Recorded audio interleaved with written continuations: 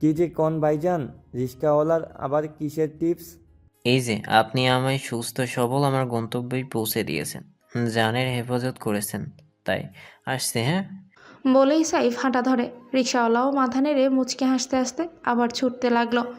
তীব্র গরমে শারীরিক কষ্টরা ফিকে পড়ল রিক্সাওয়ালার মুচকি হাসির কাছে। পার্পেল কালারের শাড়ি, বা হাতে সিলভারের ঘড়ি, ডান হাতে সাদা ফুলের মালা বাঁধা, অযত্নে করা হাত খোপায় সেটে আছে গাজরা। ঠোঁট দুটোতে হালকা বেবি লিপ বাম। সাজগোজ বলতে এতটুকুই। এক হাতে ছাতা আর এক হাতে ভাইয়ের হাত শক্ত করে ধরে আছে আশা। সাইফকে আসতে দেখে মুচকি এসে পার্স থেকে টিস্যু আর পানি এগিয়ে দিল সে। পকেটে রুমাল থাকতেও সাইফ আশার যত্নটুকুই লুফে নিল। পকেট থেকে একটা ক্যাডবেরি বের করে আশরাফের হাতে ধরিয়ে দিয়ে বলল, চলো শালাবাবু, আজ থেকে আমরাই তোমার অভিভাবক। আশরাফ প্রফুল্ল হাসল। দুহাতে আশা আর সাইফের হাত ধরে এগিয়ে গেল স্কুলের ভেতর। বন্ধু মহলে সকলকে ডেকে ডেকে বলছে এটা তার দুলাভাই আর এটা তার বোন। সাইফ আশাও পুরোটা সময় দায়িত্ববান অভিভাবকের ন্যায় অনুষ্ঠানে আনন্দ করেছে। আশরাফ তখন স্পিচ দিচ্ছিল, তখন তাকে সাপোর্ট করেছে। পুরোটা সময় আশা সাইফের দিকে কৃতজ্ঞতা প্রকাশ করেছে তাদের ভাই বোনের অসম্পূর্ণ দিনটাকে পরিপূর্ণ আনন্দময় করে দেওয়ার জন্য। অতঃপর পার্ক রেস্টুরেন্টে খাওয়া দাওয়া করেছে।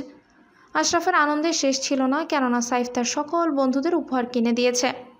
শিয়াশা মুগ্ধ হয়ে বাবাকে জড়িয়ে ধরল। I'm proud of you, Papa. এদিকে আশফাক রাগে গজগজ করতে করতে কাউকে ফোন লাগায়। সাইফ সরু চোখে তাকালো শ্বশুরের দিকে।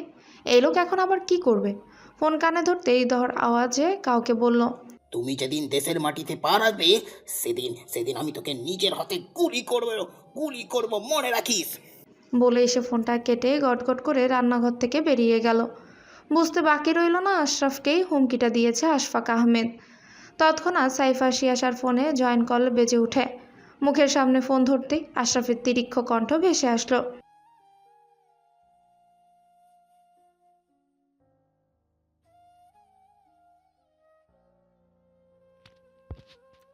বুড়ো বয়সে কি তোমার ভীমরতি হয়েছে দুলাভাই? যে বয়সে মেয়ের প্রেম কাহিনী নিয়ে গল্প করবে সেই বয়সে তুমি নিজের ভোঁতা প্রেম কাহিনী নিয়ে গল্প করছো। সাইফ তেতে উঠল। এই ভোঁতা প্রেম কাহিনী বলবে না রাফি। ভোঁতা বলবো না তো কি বলবো? মানুষ বাড়ি থেকে পালানোর সময় টাকা টাকা করি কাপড় চোপড় নিয়ে পালায়, আর তুমি ব্যাগে করে মশারি নিয়ে পালিয়েছো। একটা সেন্ডু গেঞ্জি পর্যন্ত নেয়নি সিয়া তোর বাপ। কিছু বল, ওখানে বসে আমার দেশে আসা বন্ধ কেন করছে? আশরাফ খেকিয়ে উঠে বলে। অন্যদিকে শিয়াশা হাসতে হাসতে গড়াগড়ি খাচ্ছে। বাবা মশারি নিয়ে পালিয়েছিল। সাইফ মাথা চুলকে মিনমিন করে বলে, ওটা তো তোমার বাপের ভয়, আর উত্তেজনায় ভুল করে ফেলেছিলাম। এই, তোমার সেনাবাহিনীতে চাকরি কে দিয়েছিল? হ্যাঁ, ভিতুর ডিম। বলেই আশরাফ ফোন কেটে দেয়। সাইফ ভোতা মুখে রান্না করা খাবারগুলো টেবিলে সাজাতে লাগলো। ওদিকে শিয়াশা আর মিনি তাকে দেখলেই কয়েক দফা গড়াগড়ি খাচ্ছে হাসতে হাসতে। শুক্রবার দিন। এই দিন সকলের জন্যই অবসরের হলেও শিয়াশার জন্য অবসরের নয়, কেননা আশা ফাউন্ডেশনের প্রতি শুক্রবার বিশাল ভোজ হয়। এই দিন বাচ্চাদের আনন্দের দিন। পুরো সপ্তাহে একটা স্বাভাবিক নিয়ম অনুসারে খাবার খেলেও শুক্রবারে সকল বাচ্চাদের জন্য শাহী খাবারের আয়োজন করা হয়। আশা ফাউন্ডেশনের ভেতরে নিজস্ব আইসক্রিম পার্লার রয়েছে। এটা শুধু শুক্রবার দিনটাতেই খোলা থাকে, ভোর থেকে রাত পর্যন্ত। যে যত ইচ্ছে ততই খায়। সাইফ আশফাক সেখানের ব্যবস্থাপনা পরিদর্শন করছে। বাবা নানার ঘরে তাদের জন্য সাদা পাঞ্জাবি টুপি আতর সাজিয়ে রেখে সে এসে চটজলদি গোসল করে নেয়। চুল শুকিয়ে একটা সাদা কুর্তি পরে নেয়। পুরুষেরা জুমার নামাজ আদায় করে আসলেই সে যাবে। এই দিনে তারা সকলেই বাচ্চাদের সাথে খাওয়া দাওয়া করে। এমনকি সেনানিবাসের অনেক সৈন্য কর্মকর্তারাও আনন্দের সহিত এদিকে সাইফ ও আশফাকের সাথে যুক্ত হয়। সকলেই আড্ডা দেয়, একসাথে খাওয়া দাওয়া করে। তাদের সাপ্তাহিক ছুটিটাও জমজমাট হয়ে ওঠে। সাদা পাঞ্জাবির মেলা বসেছে আশা ফাউন্ডেশনের প্রাঙ্গণে। বাচ্চারা ছোটাছুটি করছে। শিয়াশা আর মিনিট যেতেই বাচ্চাদের হই হুল্লোড় আরও বেড়ে গেল। শিয়াম মানুষটা তাদের কাছে অনেক ইন্টারেস্টিং। তাদের সাথে সময় কাটায়, খেলতে নিয়ে যায়। শিয়াশার বিভিন্ন অ্যাডভেঞ্চারের সঙ্গী তারা। তেমনই শিয়াশার অপকর্মের সঙ্গীও হয় তারা। নামাজ শেষে সকলে কর্মচারীরা বাচ্চাদের খেতে দিল। শিয়াশাও তাদের পাশাপাশি আসন পেতে বসে গেল প্লেট হাতে। খাবারের অপেক্ষা করার সময় বাচ্চাদের দেখা দেখি প্লেট নিয়ে ঢোল বাজাতে ভুলল না। শিয়াশা যখন মগ্ন বাচ্চাদের শৈশব তালে তাল মেলাতে, তখনই তার পাশে কেউ বসল। নিজের পাশে কারো উপস্থিতিতে শিয়াশা বেখেয়ালি হাসি মুখে ঘাড় কাত করে সেদিকে একবার তাকিয়ে আবার ঘাড় ঘুরিয়ে নিল। কিন্তু মস্তিষ্ক তার থমকে গেল হাতা গুটিয়ে সাদা পাঞ্জাবি পরা শক্তপোক্ত দেহাবয়বে। নিশ্চিত হওয়ার জন্য ফের তাকায়। শানিত দৃষ্টি তখন তার দিকে নিবদ্ধ। দৃষ্টিতে দৃষ্টি মিলতেই শিয়াশা তড়িৎ গতিতে ঘাড় ঘুরিয়ে নেয়। পাশের বাচ্চাটাকে বলল, মির্জাফরের বংশগুলো ওইদিকে চেপে যাও। তোমরা আবার কোন বিশ্বাসঘাতকতা করনি তো আমার সাথে? হ্যাঁ, বাচ্চাগুলো অসহায় দৃষ্টিতে তাকালো শিয়াশার দিকে। শিয়াশার নেত্রপল্লব বড় বড় হয়ে গেল। বুঝতে বাকি রইল না তারা সব বলে দিয়েছে। শিয়াশা কড়া কণ্ঠে বলল, তোমাদের আমি শুধু শুধু মির্জাফরের বংশধর বলি না। আর চোখে দর্পণের দিকে তাকালে তার ভ্রু কুঁচকে যায়। লোকটার ঠোঁটে অমন কুচুকরিপূর্ণ হাসি কেন? তার সকল ভাবনা চিন্তার অবসান ঘটল। দর্পণ তার মুখের সামনে নিজের ফোন ধরায়, যেখানে স্পষ্ট দেখা যাচ্ছে সে নাচতে নাচতে আন্ডারওয়্যার কাটাকুটি করেছে। সে খিচে বসে রইল নিজের জায়গায়। নিজেকে নিয়ে প্রচুর হতাশ বোধ করলো। সে কিভাবে ভুলে গেল সেনানিবাসের চতুর্দিকে সিসি ক্যামেরা সমাহার। আগামীকাল বিকাল 4টা থেকে 5টা আমি কোয়ার্টারে থাকবো। Same brand, same colour, same size. সময় মতো না পৌঁছালে এই ভিডিও ফুটেজ সময় মতো আশফাক আহমেদ এবং সাইফ চৌধুরীর কাছে চলে যাবে। শিয়াশা কাঁদো কাঁদো দৃষ্টিতে তাকালো দর্পণের দিকে। কালার ব্র্যান্ড মনে আছে, কিন্তু সাইজ সেটাও ব্যাপার না। সে কিনবে এগুলো। দাঁত খিচে বলল, আমি একটা মেয়ে মানুষ হয়ে ওগুলো কিনবো? আর সাইজ ওটা তো দেখিনি। যেভাবে একটা মেয়ে মানুষ হয়ে ওটা কেটেছেন সেভাবে। আর রইল সাইজ। এতটুকু বলেই দর্পণ খানিক সেটে আসলো শিয়াশার থেকে। কানে কানে কিছু বলতেই শিয়াশা চোখ মুখ খিচে বসে রইল সেখানে। এতক্ষণের সকল উৎফুল্লতা গায়েব হয়ে গেছে। চেহারার উজ্জ্বলতা তো দর্পণের মুখদর্শনেই উবে গিয়েছিল। বিভাবরি কাটিয়ে প্রভাতের কিরণ ফুটেছে কেবল। বাতাবরণে তখন সূর্য পুরোপুরি তার আধিপত্য বিস্তারণ করেনি। প্রভাতের নিস্তব্ধতার সাথে সমীরণে মিষ্টি সুগন্ধ ভেসে বেড়াচ্ছে। সদ্য ঘুম থেকে ওঠা পাখির অলস কিচিরমিচির আওয়াজ কর্ণকুহুর ভেদ করে যাচ্ছে। অষ্টপুটে খানিকটা বেঁকে গেল প্রকৃতির মিষ্টতায়। ঘন পাপড়িতে আড়ষ্ট হয়ে থাকা আখিদয় আড়ষ্টতা ভাঙতে চাইল না। ব্যক্তিটি ভাঙল না। প্রভাতের এমন মন মাতানো নিস্তব্ধতায় ব্যক্তিটির বিবেক বাঁধল নিস্তব্ধতা ভাঙাতে। অভিজ্ঞতার সহিত পায়ের গতি নমনীয় করল। জুতোয় এখন আর শব্দ হচ্ছে না। গাঢ় সবুজে ঘেরা চা বাগানের পাশ থেকে বয়ে চলা রানওয়েতে কড়াপোড়া আটসাট মাংসল পেশিতে গড়া দেহটি বদ্ধ নেত্রপল্লবে দৌড়াচ্ছে। জীবনে কখনো এমন অদ্ভুতভাবে প্রকৃতিকে অনুভব করেনি দর্পণ। গতকাল এমনি এক কাক ডাকা ভোরে একদল ক্ষণপরিচিত মুখের অধিকারীদের সে দেখেছে। চা বাগান পার হয়ে ঠিক এই উঁচু সবুজ টিলার উপর সাফেদ পোশাকে আবৃত ছিল। প্রত্যেককে আধভেজা ঘাসের উপর চোখ বন্ধ করে শুয়েছিল। মুখে ছিল তাদের প্রগাঢ় হাসি। তার মধ্যে 7-8 বছরের বাচ্চাদের সংখ্যা ছিল 7 জন, আর একজন তাদের নেত্রী। প্রত্যেকেই প্রকৃতির সাথে সন্ধি করতেই ব্যস্ত ছিল। ফজর নামাজ বাদ দিয়ে কোয়ার্টার ফিরে বারান্দায় দাঁড়িয়েছিল সে। খুব আগ্রহ জাগে কি করে প্রতিদিন তারা। এইটুকুন ছোট ছোট বাচ্চারাই বা কি বোঝে প্রকৃতির, বা বোঝার চেষ্টা করে। ওয়েল ট্রেন্ড বলে তখন নিজেকে সান্ত্বনা দিলেও আজ আর পারেনি।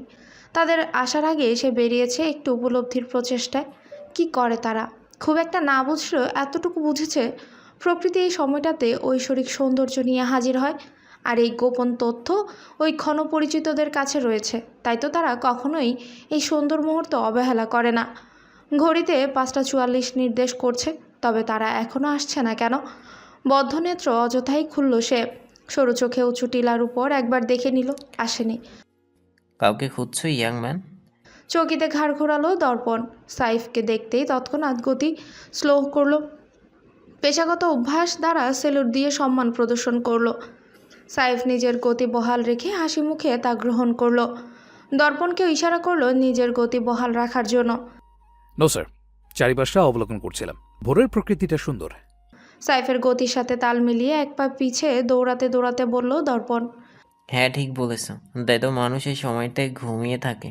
প্রকৃতির এত সুন্দর রূপটা সকালের জন্য উন্মুক্ত হলে সকালের জন্য উপভোগ্য নয়।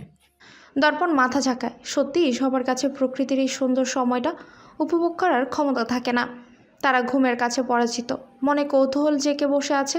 বাচ্চারা আজ কেন আসেনি? কৌতূহল দমিয়ে রাখার লোক সে নয়, তাই সোজা সাপটা প্রশ্নই করে বসলো। আশা ফাউন্ডেশনের বাচ্চারা প্রতিদিন এই সময় এখানে আসে। আমি এসেছি থেকে সেটাই দেখছি। তবে আজ তাদের দেখা যাচ্ছে না কেন? সাইফ মৃদু হেসে মাথা ঝাঁকায়, বলে, তাদের নেত্রী আজ ক্লান্ত। গতকাল রাত করে বাড়ি ফিরেছে। ফিরে রাত জেগে পড়াশোনা করেছে তাই আজ আর ঘুম থেকে উঠতে পারিনি। আগামী সপ্তাহে সে সরকারি লাইসেন্স পাচ্ছে একজন চিকিৎসক হিসেবে। নিজের চেম্বার পাবে তাই ব্যস্ত সময় কাটাচ্ছে। সে চেম্বার পাবে তাই ব্যস্ত সময় কাটাচ্ছে। আর নেত্রী ছাড়া তার ছানাপোনারাও এক পাও কোথাও বাড়াবে না। মুখশ্রী থেকে কৌতূহলের ছাপ সরে গেল, ছোট্ট করে বলল, ও, কিছু মনে না করলে একটা কথা বলতে পারি স্যার? অবশ্যই ইয়াংম্যান, অনুমতি নেওয়ার প্রয়োজন নেই। তুমি বলতে থাকো। জগিং করার সময় একজন বাকপটু পার্টনার থাকলে সময়টা জমে ওঠে।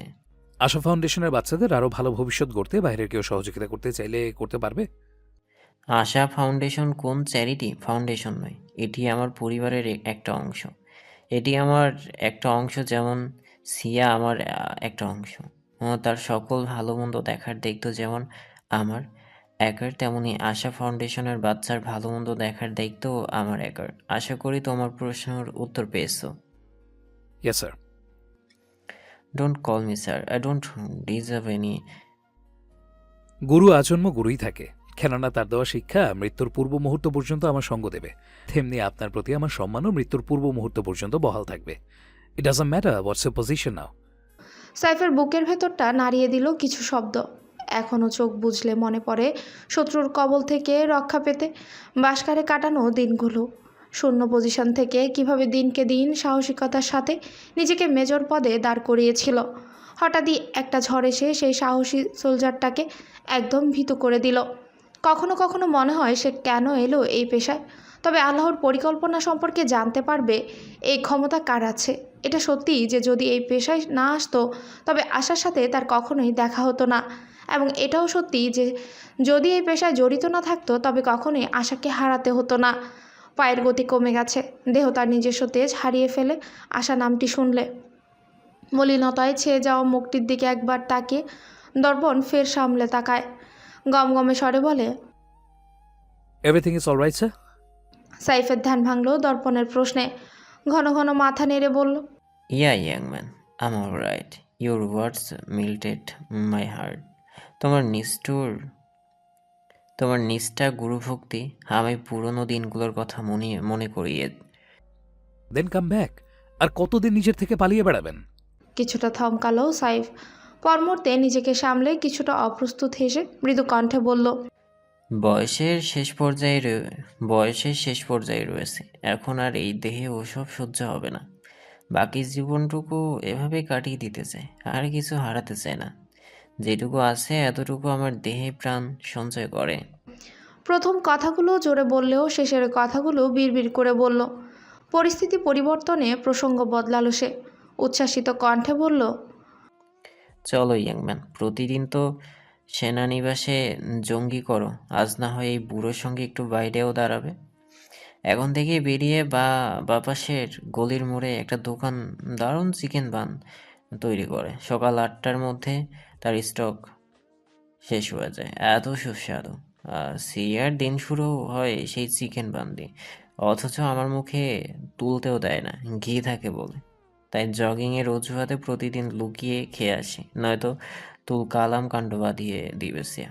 আজ তোমাকে আমার পক্ষ থেকে একটা ট্রিট দিব। চলো চলো, এত টায়ার্ড থাকলে জীবনের মানে ভুলে যাবে। দর্পণকে নিজের মতামত রাখতে না দি সাইফ তারা দেখিয়ে বলল। দর্পণও মৃদু হেসে তাকে সায় দিল। মৃদু আলাপের মাঝেই দুজনে দৌড়াতে দৌড়াতে সেনানিবাসের গেট পার করে। বলা বাহুল্য, দর্পণের থেকে সেদিন অমন বাজেভাবে হেনস্থা হয়ে শিয়াশা আর কখনোই ইনজারা গ্যাঞ্জি কিংবা শার্ট পরেনি। আরশির সামনে দাঁড়িয়ে নিজেকে আরও একবার ঘুরে ঘুরে দেখে নেয় শিয়া। ট্রাউজারের আড়ালে ইন করা গেঞ্জিটা আরেকটু টেনে টুনে ঠিক করলো। পিঠের 1/3 ছেয়ে থাকা চুলগুলোর কানের দুপাশ থেকে 2 গোছা চুল নিয়ে পেছনে ক্লিপ দিয়ে আটকে দিল। ফের আরও একবার নিজেকে পুরো দেখে নিল। না, এবার আর কোনো দিক থেকে হেনস্থা করার সুযোগ পাবে না ওই উটকো মেজর। তার মধ্যে বাচ্চারা হাঁক ছাড়লো। শিয়াশা বারান্দা থেকে একবার উকি দিয়ে ব্যস্ত গতিতে বিছানায় পড়ে থাকা ব্যাগটা তুলে নেয়। বিকেল 4:05। এখন সে গরিব উটকো মেজরের ছোট্ট প্যান্ট নিতে যাচ্ছে। লোকটার অভাব না থাকলেও একটা আন্ডারওয়্যারের জন্য এমন করে? তাকে রীতিমতো ব্ল্যাকমেল করেছে। নৌমিতাকে নিয়ে আজ সকালে এটিকে কিনেছে। মুখে কালো মাস্ক আর চোখে কালো সানগ্লাস লাগিয়ে কিনেছিল। তাই তো আর মান সম্মান এই যাত্রা বেঁচে গেছে। তওবা করলো এরপর থেকে ওই উটকো মেজরের ধার ঘেঁষবে না সে। না, প্রতিশোধ নিতে আর না হেনস্থা হতে, এটাই শেষ। বুক ভরে শ্বাস নিয়ে সে বের হলো ঘর থেকে। জানাফা ডাক দেন, এত নাটক কইরেন না। সেই দিনকা তো খুব সাহসী হইয়া নাচতে নাচতে গেছিলেন মেজরের মান সম্মান নিয়া টানাটানি করতে। এখন আপনার মান সম্মানই সেরা ছোট্ট প্যান্টের লাহান জ্বলতাছে। মিনি বিরক্ত হয়ে বলল, 10 মিনিট যাবৎ উকি ঝুঁকি মারছে তবুও ঢুকছে না। শিয়াশা করুণ চোখে বাচ্চাদের দিকে তাকালো। শিয়ার মনস্কামনা বুঝতে পারা বাচ্চারা তৎক্ষণাৎ তীব্র বিরোধিতা করে মাথা নাড়ায়। নসিয়া, ভুল তুমি করেছো, ক্ষমাও তুমি চাইবে, এটাই নিয়ম। যাও, ভেতরে গিয়ে ওটা নিয়ে এসো। আমরা তোমার পেছনে আছি, ভয় নেই। সুপারম্যান অনেক ভালো, তোমাকেও চকলেট দেবে। শিয়াশা মুখ বাঁকিয়ে বলল, 2টো চকলেট দিয়েছে, তাতেই সুপারম্যান হয়ে গিয়েছে। দেখা যাবে পরের দিন খেলনা দিলে বলবে সিয়াকে। আমরা তো সিয়াকেই চিনি না। সকলেরই উপর প্রত্যাশা ভেঙে চুরমার হয়ে যাওয়ায় সে এগিয়ে যায়। Calling bell বাজালো। 2 মিনিট হয়ে গেছে, দরজা খোলেনি। কম্পিত হাতে আবারও দিল, সাথে সাথে খুলে গেল দরজা। ভাঁজযুক্ত কপালে দরজা খুললেও দরজার সামনে দাঁড়িয়ে থাকা ব্যরঙ্গ মুখটা দেখে ভাঁজগুলো বিলীন হয়ে গেল। এক হাতে দরজার নব আঁকড়ে দাঁড়িয়ে আছে দর্পণ। শিয়াশা কপাল কুঁচকে একবার দর্পণের পা থেকে মাথা পর্যন্ত দেখে নিল। অর্ধনগ্ন পেটানো দেহের কোমরে শুধুমাত্র একটা সাদা তাওয়াল পেঁচিয়ে রাখা, এতটুকু ব্যতীত আর কোনো বস্ত্রই নেই। সাজারু কাটার ন্যায় চুলগুলোতে পানি ঝরছে। যদিও এতে শিয়াশার কোনোরূপ ভাবান্তর দেখা গেল না, এমন দৃশ্য সে প্রতিদিনই দেখে পাপা নানু ভাই প্রায়ই এমন তোয়ালে পরে ঘরে বাসায়। সে কোনোরূপ কথা না বলে হাতে রাখা প্যাকেটটা এগিয়ে দিল। নব ছেড়ে দর্পণ কিছুটা এগিয়ে আসে। প্যাকেটটা উল্টে পাল্টে দেখে গম্ভীর গলায় বলল, ব্র্যান্ড, কালার, সাইজ সব ঠিক আছে তো? শিয়াশা হ্যাঁ বোধক মাথা নাড়ায়। এরপর থেকে মাথা সাথে নিয়ে কাজ করবেন। ওটাকে সবসময় সাথে রাখার জন্য সৃষ্টি করতে দিয়েছে, বাড়িতে ফেলে রাখার জন্য নয়। শিয়াশা চোখ দুটো সরু হয়ে গেল। আবারও তাকে খোঁচা মেরে কথা বলছে। চোয়াল শক্ত করে দর্পণের দিকে রাগী দৃষ্টি নিক্ষেপ করে পেছন দিকে পা বাড়ালো। পেছন থেকে আবারও ভেসে আসা গমগমে আওয়াজে সে পিছু ফিরে তাকায়। ভাতের মার ঝাড়তে পারেন? ব্রু কপাল কুঁচকে একাকার হয়ে আছে। চেপে রাখা ঠোঁট চোয়াল দেখলে বোঝা যায় রেগে আছে। মেয়েটির পুরো ভাবভঙ্গি বুঝতে পেরেও একদম নির্বিকারভাবে সেদিকে তুচ্ছতাচ্ছিল্য করে প্রশ্ন করল দর্পণ। দর্পণের এমন স্বাভাবিক ভাবভঙ্গি দেখে শিয়ার গা জ্বলে গেল। গম্ভীর কণ্ঠে বলল, বুঝিনি, আবার বলুন। ভাতের মার ছাড়তে পারেন? পারলে কি হবে? হাতে যদি সময় থাকে তবে আমার ভাতের মারটা ঝেড়ে দিন। সোজা সাপটা আবদার না আদেশ শিয়াশা বুঝল না। কেন এই কথাটা একটু অনুরোধের সুরে বলা যেত না? উটকো লোক একটা, মুখে তো মিষ্টতা দেয়ই নি আল্লাহ তালা। ভ্রুকুঞ্চিত এগিয়ে গেল কিছুটা তার কাছে। দর্পণ বুঝে নিল, দরজা ছেড়ে দিয়ে সোজা রান্নাঘরে চলে গেল। শিয়াশা চুপচাপ তাকে অনুসরণ করলো। 3:50 কোয়ার্টারে ফিরেছে দর্পণ। এসে ভাত চড়িয়ে গোসলে গিয়েছিল। বুয়াকে রান্না করতে মানা করে দিয়েছে। মুখে তোলা যায় না সে খাবার। তার চেয়ে ভালো নিজে দুটো ডাল ভাত যা পারে রান্না করে খেয়ে নিবে। বুকে হাত গুজে শটান হয়ে দাঁড়িয়ে আছে চুলোর পাশে দর্পণ। শিয়াশা এদিক ওদিক চোখ ঘুরিয়ে দেখছে। কি চাই আমাকে বলুন, আমি দিচ্ছি। স্টে নাও। কণ্ঠ খাদে এনে ছোট্ট করে বলল শিয়া। এই সকল কাজ সে পারে, তবে নিজ পদ্ধতিতে। যখন থেকে নিজের জীবনের ধাঁচ বুঝতে পেরেছে তখন থেকে সকল কিছু নিজের কাঁধে তুলে নিয়েছে। নিজের মতো করে ঘর সামলাতে শিখেছে। একটা স্টিলের স্টেইনার ধরিয়ে দিল দর্পণ, অনেকটা বড়। ভাতের পাতের দিকে তাকাতেই তার মুখ বিকৃত হয়ে গেল। অল্প একটু ভাত বেসিনের উপর স্টেইনারটা ধরে তাতে ভাতটা ঢেলে দিল। দর্পণের বেশ পছন্দ হলো পদ্ধতিটা। সে ভেবেছিল অনেক কঠিন পদ্ধতি হবে, এটা সে এখন থেকে নিজেই পারবে। হয়ে গিয়েছে, আসছি। ধন্যবাদ। আপনি তো ঘরের কাজে বেশ পটু মনে হচ্ছে। তাহলে ডাল রান্না করে কি করে এটাও নিশ্চয়ই জানেন। শিয়াশ একবার পুরো রান্নাঘরে চোখ বুলিয়ে নিল। এলোমেলো সব, এখানে ভাত ছাড়া আর কিছুই যাচ্ছে না। লোকটা কি নিজে রান্না করে খায়? পরিবারের কেউ থাকে না? মনে হাজারখানেক প্রশ্ন উঠে বসে। আগ বাড়িয়ে জিজ্ঞেস করলো, ভাতের সাথে শুধু ডাল খেতে ভালো লাগবে? কোটখাট্টা ঠোঁট দুটো মৃদু প্রসারিত হলো। বলল, এই অল্প সময়ে শর্টকাটে এটাই সহজ মনে হয়েছে, তাই এটা দিয়ে কোনো মতে চালিয়ে দেওয়া যাবে। ভালো লাগে না লাগে সবসময় বিচারে আনলে না খেয়ে থাকতে হবে। এটা সহজ কে বলেছে? এর থেকে 2টো ডিম ভুনা আরো সহজ আর কম সময়ে হয়ে যাবে। আপাতত কোনোটাই আমি পারি না। আপনি যে কোনো একটা বলে দিলে আমার উপকার হতো খুব। শেষে কিছুই বলল না, আগ বাড়িয়ে ডিমের ক্যাচ থেকে 2টো ডিম তুলে নিল। দর্পণকে খানিক অবাক করে শিয়াশা উদারতা পরিচয় দিয়ে ফেলল। 10 মিনিটের মাঝে সুন্দর মুখরোচক ডিম ভুনা করে দিল। পুরোটা সময় দর্পণ কিছুই বলল না, বরং মনোযোগ দিয়ে রান্নাটা শিখে নিয়েছে। শিয়াশা অনেকটা সহজ হয়ে গেছে এই 10 মিনিটের মধ্যে। কপালটা আর কুঁচকে নেই, চোয়াল ঠোঁট দুটো স্বাভাবিক হয়ে গেছে। চুলোটা নিভিয়ে ইতস্তত কৌতূহলী গলায় জিজ্ঞাসা করলো, আপনার স্ত্রী নেই? থাকলে তো দেখতেন, আপনাকে এত কষ্ট করতে হতো না। আমি অবিবাহিত। শিয়াশা মুখ বাঁকালো।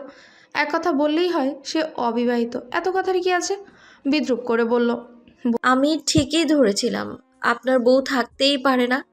আপনি যে কাঠখোট্টা ধরনের মানুষ। দেখা যাবে আপনার স্ত্রী আপনাকে চুমু দিলেও আপনি তাকে বলবেন আমাকে চুমু দেওয়া নিষিদ্ধ, তাই আপনাকে শাস্তির আওতায় আনা হবে, আর আপনার করা দণ্ডনীয় অপরাধের জন্য। বলেই ফিক করে হেসে উঠল। কিন্তু সাথে সাথেই তার মস্তিষ্ক যেন নিজের ঠিকানা পেল। সে কি আবারও যেচে সাপের লেজে পা দিয়ে ফেলেছে? এ লোক এখন আবার তাকে হেনস্থা না করে? বোকা বোকা হেসে দর্পণের দিকে তাকাতেই দেখলো সে একইভাবে বুকে হাত গুজে পায়ে পা ক্রস করে দাঁড়িয়ে আছে। আপনি ছেলে চুমু দিয়ে দেখতে পারেন, আমি শাস্তির আওতায় আনবো না আপনার করা অপরাধের জন্য। এতটা কাঠখোট্টা নই। কেউ চুমু দিলে তাকে পরিবর্তে চুমু দিতে হয়, শাস্তি নয়, এতটুকু আমি জানি। গম্ভীর গলায় স্ট্রেট কার্ড নির্লজ্জ কথাবার্তায় শিয়াশার মাথা হেঁট হয়ে গেল। লোকটা ঠিক বললে সে মাথা বাড়িতে রেখে আসে। এখানে তো সে নিজেই যেচে হেনস্থা হচ্ছে। কেন যে সে এই উটকো মেজরের সাথে উল্টাপাল্টা কথা বলে যায়? থমথমে মুখে আসছি বলে জোর কদমে মুখ লুকিয়ে বেরিয়ে গেল সে। মেয়েটা যেতে ওষ্ঠপটের আড়ালে আটকে রাখা হাসি বেরিয়ে আসলো। মাথা নেড়ে খাবারগুলো বাড়তে লাগলো। বিড়বিড় করে বলল, একটু রাগী হলেও গুণী বটে। বাচ্চাদের মতো করছো কেন আশা? সাইফ কোমরে হাত দিয়ে হাঁপাতে হাঁপাতে বলল, আপনি আমায় জোর কেন করছেন? খাটের পেছনে বালিশ হাতে লুকিয়ে থাকা আশা রাগী কণ্ঠে বলল, তো জোর করবো না? কি অবস্থা চুলের দেখেছো? রুক্ষ শুষ্ক হয়ে ঝাড়ুর মতো লাল হয়ে গিয়েছে। সাইফ রাগান্বিত কণ্ঠে বলল, আমার চুল লাল হয়ে গেছে তাতে আপনার কি? আমি তেল দেবো না, গাছ চিটচিটে হয়ে থাকে, ভালো লাগে না, অস্বস্তি হয়। তেল দেবে মাথায়? গাছ চিটচিটে কেন করবে? যত সব বাহানা। বাইরে এসো, আচ্ছা আমি সুন্দর করে দিয়ে দিব, গা চিটচিটে করবে না। এতে যেন আরও রেগে গেল আশা। রেগে বালিশ ছুঁড়ে মারল সাইফের দিকে। সাইফ কপাল কুঁচকে তাকালো। ইতিমধ্যে পুরো বাড়ি চক্কর দিয়ে ফেলেছে এই মেয়েকে ধরতে, তবু হাতের নাগালে পাচ্ছে না। প্রতি বৃহস্পতিবার অফিস থেকে এসে এমন জোর জবরদস্তি করতে হয় তাকে, তাও কখনো কখনো পারে না দিতে। গত সপ্তাহ দেয়নি, এই সপ্তাহে আর ছাড়াছাড়ি হবে না। কত সুন্দর কোমরের নিচ অবধি লম্বা ঝলমলে চুল, এমন চুলের লোকে আরাধনা করেও তো পায় না, আর এই মেয়ে কিনা এভাবে অযত্ন করছে। আশার চুল তার খুব পছন্দের, পুরো আশাটাই তো তার পছন্দের, তাই তার যত্ন সে নিজ হাতে আনন্দে করে। নিজেকে শান্ত করে বোঝানোর সুরে সুন্দর করে বলল, দেখো আশা, তোমার যেমন খাবারের প্রয়োজন তেমন চুলেরও খাবারের প্রয়োজন। খাবার না পেলে তুমি মরে যাবে, তেমন চুলেও তেল না দিলে তা ঝরে পড়বে, তুমি টাকলা হয়ে যাবে। এই টাকলা বউ কিন্তু আমি ঘরে রাখবো না। বলতে না বলতেই আরও একটা বালিশ পড়লো তার মুখের উপর। আশা ভ্রুকুটি করে কোমরে হাত দিয়ে দাঁড়িয়ে আছে, রেগে গেছে। সাইফ মনে মনে হাসে। এক পা দুপা কথা বলার মাঝে এগিয়ে গেল মেয়েটার কাছে। সবাই কি বলবে? মেজর সাইফ চৌধুরীর বউ কিনা টাকলো? ও মাই গড, কখনোই না। ভেবে দেখো কি করবে এখন। চুল না থাকলে তোমায় আমি ঘরে রাখবো না। আশা দাঁতে দাঁত খিচে বসে রইল। সেভাবেই বলল, লাগবে না আমাকে রাখা, আমি পাপার কাছে চলে যাব, থাকবো না আপনার কাছে। তুমি আমাকে ছেড়ে দিবে তবুও চুলে তেল দিবে না, তাই না? না, আচ্ছা। খানিক চেঁচিয়ে বলল সাইফ। দেবো না তেল, দেবো না, দেবো না, দেবো না। জেদি কণ্ঠে বলে আশা ছুট লাগায় ঘর থেকে বের হওয়ার জন্য। সাইফ তৎক্ষণাৎ এক হাতের বেড়ি বাঁধে আটকে নিল তাকে নিজের সাথে। ছাড়ুন, আমি তেল দেবো না। পাপাকে বলে দেবো আপনি জোর করেছেন, বকা দিয়েছেন আমায়। আশা বল প্রয়োগ করে নিজেকে ছাড়ানোর চেষ্টা করতে করতেই বলল সাইফের দাবাং হাতের খপ্পর থেকে। পারল না। তার আগে সাইফ ছুঁড়ে মারল তাকে বিছানায়। নরম বিছানায় খানিকটা দেবেও গেল সিমসাম গরনের দেহটা কারো বলিষ্ঠ দেহের ভারে। ফের জঙ্গলি আচরণ করার সুযোগ দিল না ব্যক্তিটিকে। সংবেদনশীল বদনে মৃদু স্পর্শে সেটে গেল সে। অষ্টপুটে চলেছে আনন্দোলন উন্মোল। প্রেমানন্দন হবে। বদ্ধ নেত্রে আসা সংকুচিত নুয়ে গেল। দেহের ভর ছেড়ে দিল। আবেশিত চিত্তে আঁকড়ে ধরল বলিষ্ঠ পৃষ্ঠদেশ। সময়টা থমকে গেল সেখানে। 20 মিনিট পরে সাইফ অস্থির চিত্তে বিছানা থেকে নামলো। কামরায় তখন বিশালাকার হাফ ছাড়ার আওয়াজ শোনা গেল। বা সারাদিন বাপকে সারাদিন বাপকে সামাল দাও আর রাতে মেয়েকে সামাল দাও। তোমাদের এই দুই বাপ বেটিকে সামাল দেওয়ার কোনো সাধারণ পুরুষের পক্ষে সম্ভব নয়। নেহাত আমি মহাপুরুষ। সাইফ বিদ্রুপ করে বলল। হাট চোখে বিছানার দিকে তাকিয়ে সে ফিচেল হাসলো। ঝরঝরে চুলগুলো তেলে তেলে লেপ্টে আছে মাথার তালুর সাথে। মাঝখান থেকে সিতি করে দুপাশে দুটো বেনুনি করা। কপাল বেয়ে কিছুক্ষণ পর পর তেল গড়িয়ে পড়ছে। শুভ্র মুখখানা ফুলে ফেপে লাল হয়ে আছে রাগে। দৃষ্টিকে শকুনি দৃষ্টি নাম দিয়েছে সাইফ। গাল দুলিয়ে হেসে উঠল সে। আশার চোখ টলমলে অতিরিক্ত রাগে, তার কান্না পায়, এখন সেটাই পাচ্ছে। সাইফ আশার দৃষ্টি পুরোপুরি অদেখা করলো। সম্মোহিত মুহূর্তে মেয়েটাকে নাগালে এনেছে, ইচ্ছে মতো তেল দিয়ে বেনুনি করে দিয়েছে। আশা তখন নিরুত্তল নিস্তেজ। আনমনা হেসে উঠল সাইফ। মেয়েটা সেই নিস্তেজ মুখশ্রী আজও তার অক্ষিপটে স্পষ্ট। কি নিদারুণ যন্ত্রণা নিয়ে বেঁচে আছে সে। এমন জীবন আল্লাহ কাউকে না দিক। অক্ষি কোটর জমে থাকা অশ্রুগুলোকে সকলে আড়ালে লুকিয়ে ফেলল। মুচকি এসে মেয়ের দিকে দৃষ্টিপাত করলো সে। আশার জুনিয়র, একদম মায়ের ডুপ্লিকেট। আজ বৃহস্পতিবার, মেয়ের তেল দেওয়ার দিন। দেখা যাক আজ কি তালবাহানা করে তার সিয়া। কাঠের টেবিলের আড়ালে পা দুটো অযথাই দুলছে, ঠোঁট দুটো অনবরত নড়ে যাচ্ছে। কণ্ঠনালী ভেদ করে কত শব্দের যোগসন্ধি করছে তার ইয়ত্তা নেই। তবে এসব শব্দ কক্ষে অবস্থানরত সকলের মাথার উপর দিয়ে যাচ্ছে, যে যার মতো করে কাজে যাচ্ছে। সাহেব সতর্ক দৃষ্টি নিক্ষেপ করলো মেয়ের মুখের দিকে তাকিয়ে। ধ্যান জ্ঞান খুইয়ে বইয়ে মুখ ডুবিয়ে আছে। মুখ দেখে বোঝা যাচ্ছে মনোযোগ ইচ্ছা ইহজগতে নেই। সে তাড়াতাড়ি করে ট্রাউজারের পকেটে লুকিয়ে রাখা তেলের বোতল বের করে। নিঃশব্দে সেটা খুলে হাতে বেশ খানিকটা তেল ঢালে। আরেকবার মেয়ের দিকে তাকায় চোরা দৃষ্টি নিয়ে। মেয়ের মাথায় তেল দিতে শুরু করলো। স্বল্প সময়ে যতটুকু সম্ভব ইচ্ছে মতো তেল দিয়ে দিল পুরো চুলে। পাপা, তোমার বেনুনি করা হয়নি এখনো? বেখেয়ালি মনে জিজ্ঞাসা করলো শিয়াশা। সাইফ তৎক্ষণাৎ বোতলটা পকেটে ভরে রাখলো। বোকা বোকা কণ্ঠে বলল, চুলে অনেক জট পাকানো ছিল, সেগুলো ছাড়াতে সময় লেগেছে আর 2 মিনিট। শিয়াশা নিরুত্তর। আবারও বই পড়তে শুরু করলো। সাইফ নিজ মনে বেনুনি করতে শুরু করে। প্রতি রাতেই আশাকে বেনুনি করে দেওয়া তার অভ্যেস ছিল। মেয়েটা বেনুনি করতে পারতো না, তার অভ্যেস ভাঙাতে দেয়নি আশা। যাওয়ার আগে অভ্যেস বহাল রাখার জন্যই এই ছোট্ট সুন্দর উপহারটা তাকে দিয়ে গেছে। মলিন মুখে মেয়ের মাথায় দীর্ঘক্ষণ স্নেহের পরশ দিয়ে দেয়। শিয়াশাও মলিন হয়ে যাওয়া মুখে বাবার দুহাত টেনে নিজের গলা জড়িয়ে ধরে। ম্লান কণ্ঠে জিজ্ঞাসা করলো, মামাকে মনে পড়ছে পাপা? নো। সাইফের কম্পিত স্বর। মিথ্যে কেন বলছো বুড়ো? বলে ও আঙ্কেল আপনি কত হ্যান্ডসাম। তাহলে তুমি কোন দিক থেকে আমায় বুড়ো বলছো? তারা আঙ্কেল বলে ভদ্রভাষায় ইনডিরেক্টলি বুড়ো বলেছে, আর আমি সরাসরি বুড়ো বলেছি। তোমার বোকা মস্তিষ্ক ভেবেছে তোমার প্রশংসা করেছে। শিয়াশা গম্ভীর গলায় বলে। সাইফ ঠোঁটে ঠোঁট চাপে। তাকে সারাদিন বুড়ো বলে। বুড়ো বয়সে মনে হয় কালো মনের রং লেগেছে, বুঝেছ গিন্নি? এই তাকে নিষেধ করে দিও, এসব চরিত্রহীনতা যেন আর না করে। আমি এখনো বেঁচে আছি। আমার মেয়ে ছাড়া অন্য কারোর দিকে চোখ দিলে আমি সেটা কখনো সহ্য করব না। একবার ছেড়ে দিয়েছি মেয়ের জন্য, এবারও জেলে, এবার ওকে জেলে ঢুকাবো মেয়ের জন্যই, এই কথাটা মনে রেখো। আশফাক আহমেদ কাপড় আয়রন করতে করতেই বলল, আগামীকাল শিয়াশার হাসপাতালে অনুষ্ঠান। তার নাতনি ডাক্তার হিসেবে পরিচিত পাবে। হাসপাতালে ইন্টার্নি করা প্রত্যেকে আগামীকাল একজন পরিপূর্ণ এমবিবিএস ডাক্তার হিসেবে পরিচিত পাবে। তাই তো আজ বাড়িতে অনেক তোড়জোড় চলছে। তারা সকলেই যাবে অনুষ্ঠানে সামিল হতে। সে এখন শিয়াশার আগামীকালের পোশাক রেডি করে রাখছে। আগামীকাল রাতে অনুষ্ঠান রেখেছে সাইফ। বিশাল আয়োজন হবে আত্মীয় স্বজন, আশা ফাউন্ডেশনের বাচ্চাদের নিয়ে। সাইফ চৌধুরী একমাত্র মেয়ে ডাক্তার হয়েছে বলে কথা। আয়োজনের কমতি থাকবে না সেখানে। সাইফ ভ্রুকুচকে শ্বশুরের দিকে তাকিয়ে মুখ বাঁকায়। বুড়ো লোক সকলকে নিজের মতো মনে করেছে। শ্বশুরের কথায় পাত্তা না দিয়ে সে সোজা হেঁটে বেরিয়ে গেল ঘর থেকে।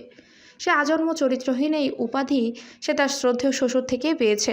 মহাপাপ করেছিল কিনা সে? আর সেই মহাপাপ হলো সে প্রেম করে বিয়ে করেছে। এই খোটা তাকে সারা জীবন শুনতে হবে। বিড়বিড় করতে করতে প্লেটে ভাত তরকারি নিয়ে নিল। মেয়েকে খাইয়ে দিবে। পড়া শেষ করবে সেই মধ্যরাতে, খিদে পাবে নিশ্চয়ই। ঘরে ঢুকতেই শিয়াশা চিৎকার করে উঠল, পাপা, তুমি কি করেছো? মাথায় তেল কেন দিয়েছো? তুমি কি জানো না আগামীকাল অনুষ্ঠান?